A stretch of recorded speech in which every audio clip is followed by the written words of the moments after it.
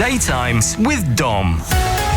BBC Radio Kent. Can you repair a romantic relationship if someone has been unfaithful? They've cheated on you. 8 former couples are going to put that question to the test in a new TV series. It starts tomorrow on Netflix. It's called Cheat, Unfinished Business. Cheating is one of the most heartbreaking betrayals of trust. You cheating has ruined me. It's time to face your ex. Hosted by Amanda Holden, couples to be reunited to confront each other and ultimately decide whether to move past the betrayal or say goodbye to their relationship forever. Daytime's relationship expert Teresha Young is back with us on Daytime this morning then. Hello. Good morning to you, Dom. How are you doing? I'm doing well. First, though, Core, let's talk about a show like this. Now, it does sound, I haven't watched it, to be fair, I've heard the trails. It sounds a little Jerry Springer to me. How healthy is it to play out these kind of intimate issues in a public forum like television? We have to be very mindful about the performance aspect when you're on TV as well, because a lot of it is for drama. What we need to understand and appreciate is that it's not just about practical issues when it comes to cheating. It's an emotional play too. So whilst it might look like good TV, actually we are talking about real life situations that cause a lot of heartbreak and heartache. Why do people cheat in the first place, Teresha? What is their kind of, is there a root cause or a bunch of things going on? Well, there's some myths around it. When you think about it, some people think if someone cheats, they didn't love you. And the reality is infidelity is often more about the individual's issues. It could be self-esteem, escapism, resentment, other than the other person's worth, their partner's worth. But then also some of the common causes are emotional disconnection. There could be resentment, unmet needs, unhealthy boundaries. There could be just a lack of appreciation, feeling appreciated in your relationship too. And often we also need to think about the major life transitions, particularly for people who have been together for a while. There could be retirement, the empty nest phase that happens. So there's so many reasons why people could cheat. Yeah, let's unpack some of that then this morning, knowing that, the grandkids and the kids are at school, so we can talk about some of these issues. And, when we talk about intimacy, that's one of the biggest things, I guess, for many couples, about whether maybe after a long time together, it slightly changed the way that was an absolute fundamental of their relationship. And that can happen for a lot of people. But there's also that kind of self-gratification thing that must come in. Yes. Now, the thing about intimacy, when people think about that word, they think about physical closeness as well. And yes, it's all important, the hugs, the closeness, the kisses, the affection. Equally, it's about that emotional connection too.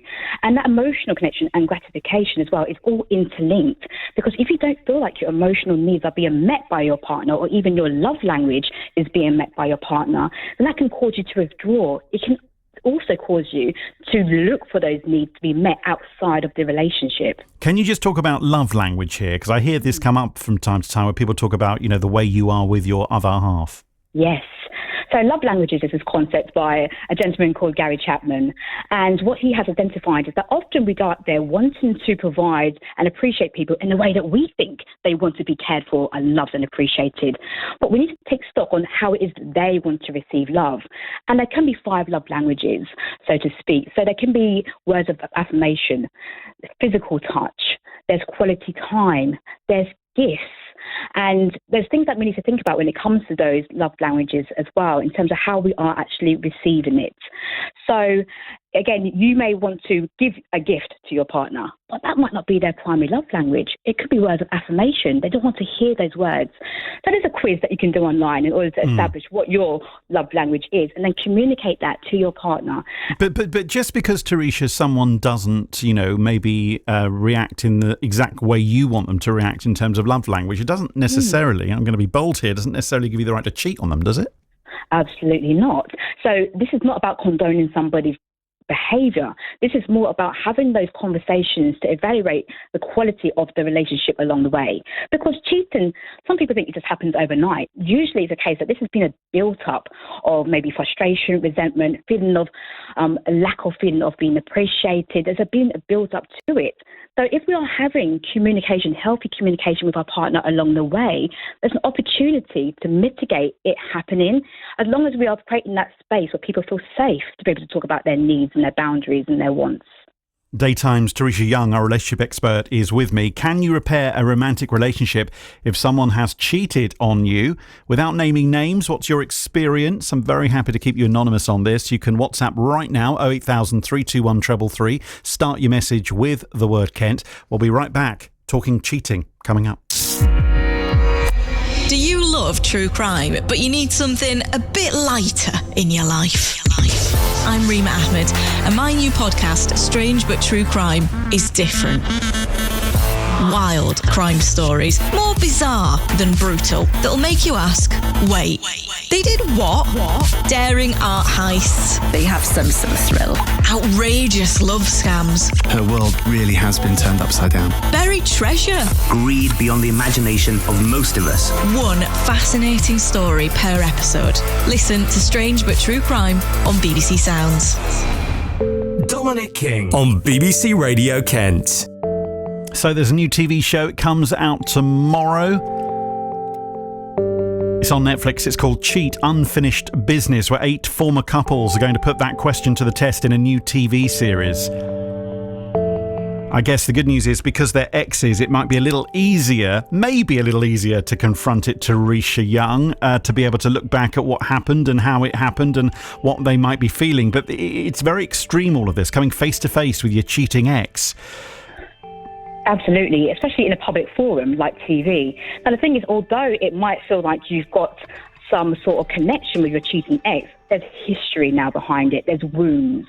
So because there's going to be that depth and that exploration, I really do encourage people to think about the rebuilding process, because healing after betrayal often takes both individual work, like going to therapy, counselling, and then that work as a couple, doing joint sessions too. It's really important that you can separate the two, because there might be things that you want to express to a third party that you don't feel necessarily safe or happy to express to your cheating partner. So that individual work, alongside the joint sessions, is going to be equally important.